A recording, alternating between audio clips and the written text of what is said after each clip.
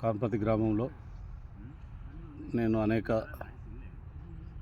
సంవత్సరాల నుండి 5 సంవత్సరాల నుండి చేసినటువంటి అభివృద్ధి కార్యక్రమాలకు మంత్రి గారి అనుమతి కోరగా వారు ఈరోజు టైం ఇచ్చినారు. వారు అనివార్య కారణాల వల్ల తెల్లారి ఈరోజు ప్రోగ్రాం సడన్గా రద్దయింది. ఆ రద్దయిన సందర్భంగా మేము పాలకవర్గం, గ్రామ పంచాయతీ పాలకవర్గం, సర్పంచు, వార్డు సభ్యులందరం కలిసి మా నూతన గ్రామ పంచాయతీ భవనాన్ని మరియు మా గ్రామంలో ఉన్నటువంటి అభివృద్ధి కార్యక్రమాలన్నింటినీ ప్రారంభోత్సవం చేసుకున్నాం. తదుపరి ఎమ్మెల్యే కౌశిక్ రెడ్డి గారు వచ్చి మళ్ళీ పోయి అవి ఓపెన్ చేసినట్టుగా అది తెలిసింది. ఎందుకంటే మాకు ఎమ్మెల్యే గారు వస్తున్నటువంటి ప్రోగ్రాం మాకు ఎవరు ఇంటిమేషన్ ఇవ్వలేదు, వారు వస్తారని కూడా తెలియదు. వారు గతంలో కూడా మాకు ఏనాడు వారి సమాచారం ఇచ్చిన దాఖలాలు వాళ్ళ పిఎల్ కానీ వారు కానీ ఎవరు మాకు అట్లాంటి దాఖలాలు లేవు.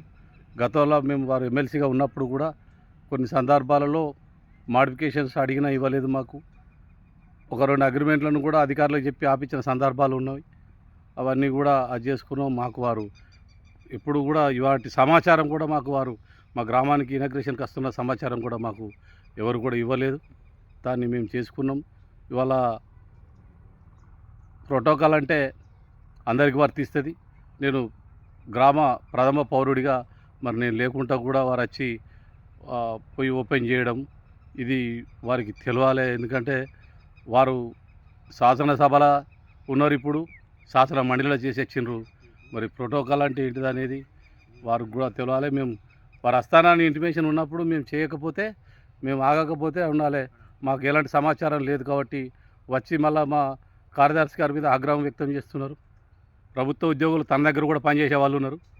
మరి వారు అధికారి మేము చెప్పగానే వారు వద్దని సార్ మరి ఎట్లా ఏం కథ అని అన్నారు. కానీ మాకు సమాచారం వారికి తెలియదు, ఎమ్మెల్యే గారు వస్తున్నట్టు మాకు కూడా తెలియక మేము ప్రారంభించుకున్న వాటిని మళ్ళీ ప్రారంభించారు. ఇట్లాంటి చర్యలు నియోజకవర్గంలో ఇంకెవరికి కూడా ఎదురుకోవద్దని నేను కోరుకుంటూ ముగించుకుంటున్నాను.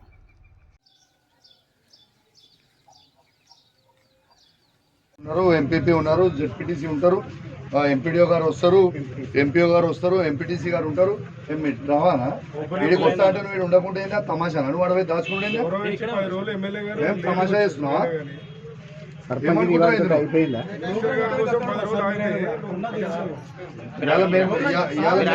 వీడికి వచ్చింది దేనికా? నేను ఎమ్మెల్యేనా? మంత్రి గారు వస్తారంటే నేను ఆగిన ఇది ఓపెన్ చేయడానికి. మంత్రి రాకపోతే ఎమ్మెల్యే నేను, జడ్పీ చైర్మన్ గారు ఉంటారు. మేము రాకముందు ఓపెన్ చేసుకుంటాం, మేము వస్తుంటే నువ్వు దాచుకున్నాడు ఎక్కడితే? నీకు జీతం కాంగ్రెస్ పార్టీ వాళ్ళు ఇస్తురా?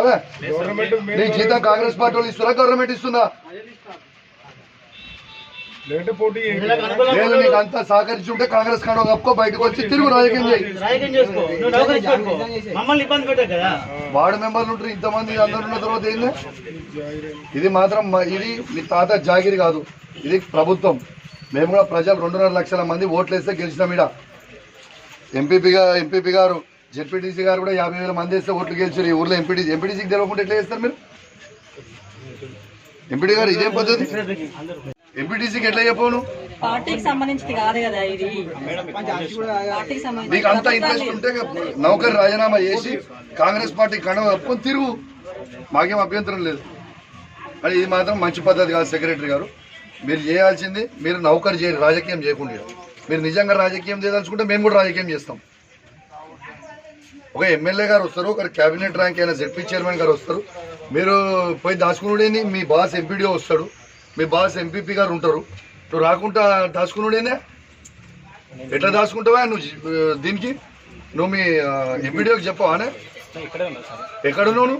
లేనే నర్సరీ అయినా నేను ఇక్కడికి వస్తుంటే ఎమ్మెల్యేగా ప్రోగ్రామ్ నేను ఉన్న తర్వాత